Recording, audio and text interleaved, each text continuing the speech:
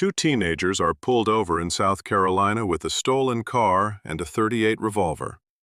Inside that car, a pager.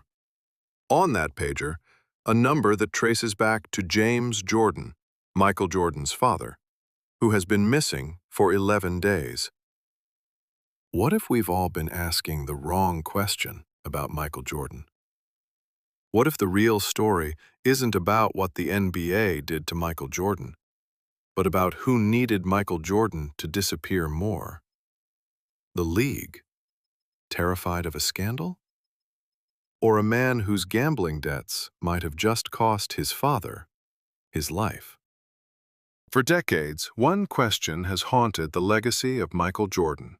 It's whispered in barbershops and debated on sports radio. Was his 1993 retirement, at the absolute height of his power, really a secret suspension? We've all heard the theory. We've all debated it. It's the perfect conspiracy. A legendary hero, a powerful league, and a secret that could change everything we know. Let's rewind to 1993. Michael Jordan isn't just a basketball player, he's a global phenomenon. He's just led the Chicago Bulls to their third consecutive NBA championship, a feat not seen since Bill Russell's Celtics in the 60s. He's the undisputed king of the sports world. He's invincible. And then, on October 6, 1993, he wasn't. In a press conference that sent shockwaves around the globe, a healthy 30-year-old Michael Jordan announced his retirement. The official reason? The fire was gone. The constant grind, the crushing pressure, it had all become too much. He told the world he had nothing left to prove. But the timing has haunted investigators, journalists, and historians for 30 years. Because three things happened in the summer of 1993, and they did not happen in isolation. In 1992, federal investigators found a check for $57,000 from Jordan made out to James "Slim" Buhler, who had been convicted of money laundering. Under oath, Jordan was forced to admit that what he first called a business loan was actually money to cover gambling losses. The admission put the NBA's biggest star in the orbit of a federal investigation, even if only as a witness. But that was only the beginning of the paper trail. Jordan's gambling had been an open secret for years inside the NBA. The stories ranged from card games that ran until dawn to golf wagers that dwarfed professional salaries.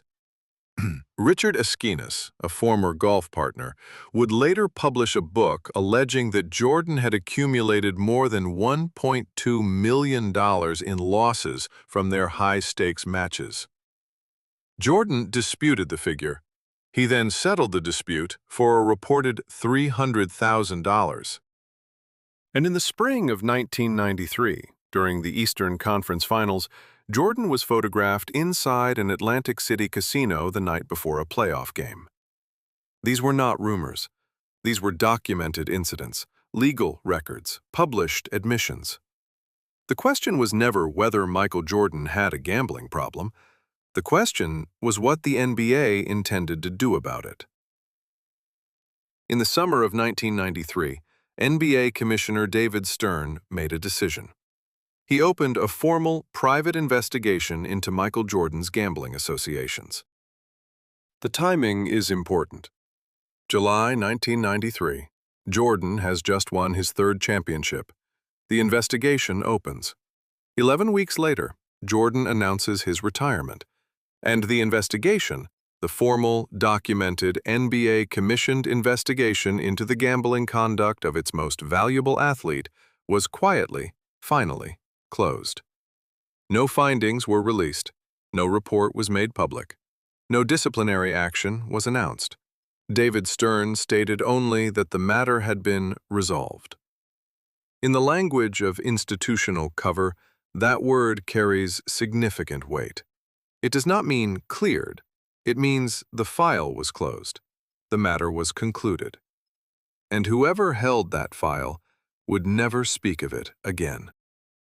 What followed was 18 months of professional baseball, played publicly, documented at every minor league game. Jordan struggled. He looked human. He looked, to many observers, like a man serving out an obligation, not chasing a dream.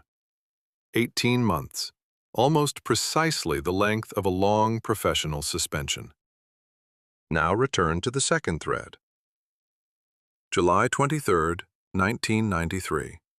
James Jordan, Michael's father, pulls his red Lexus to the side of a North Carolina highway to rest.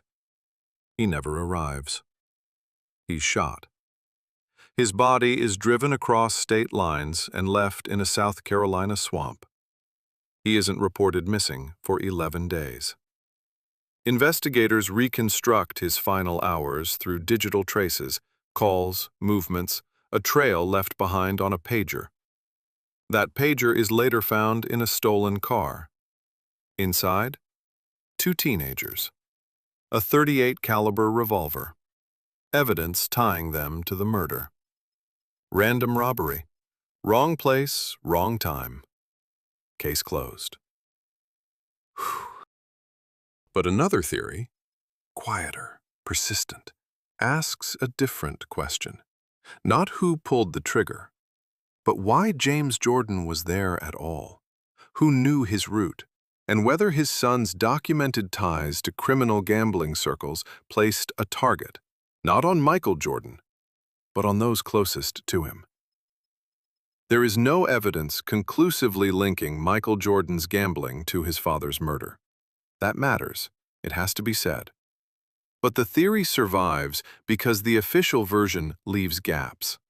The murder investigation closed, the gambling investigation closed, and Michael Jordan retired, all within 11 weeks.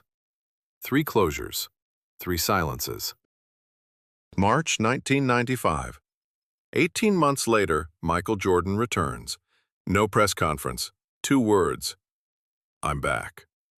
No mention of the investigation, no explanation of what changed, no reference to baseball. He returns.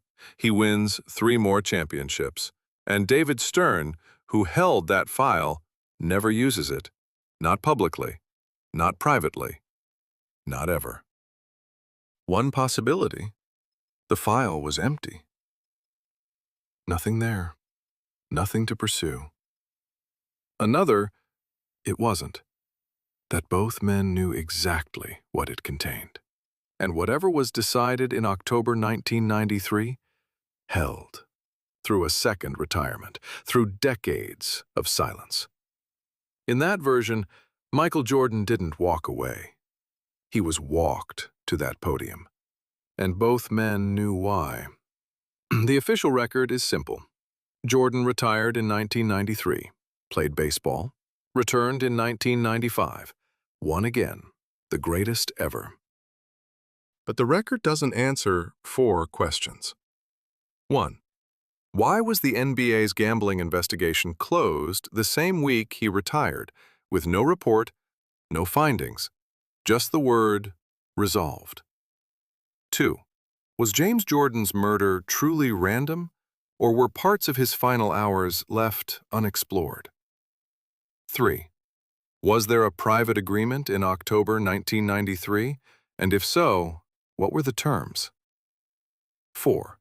Where is the file, and what would it take, 30 years later, to make it public? Michael Jordan has never addressed the investigation. David Stern took whatever he knew to his grave, and the NBA has never confirmed the file even existed. The greatest player in the world walked away at 30, at his peak, 11 weeks after his father was murdered. And the league quietly closed its investigation the same week he left. Coincidence or design is a question the record still can't answer. If the official story leaves gaps, this channel will keep digging. Because the truth isn't always what's told, it's what's avoided. And this isn't the only case where the story doesn't hold.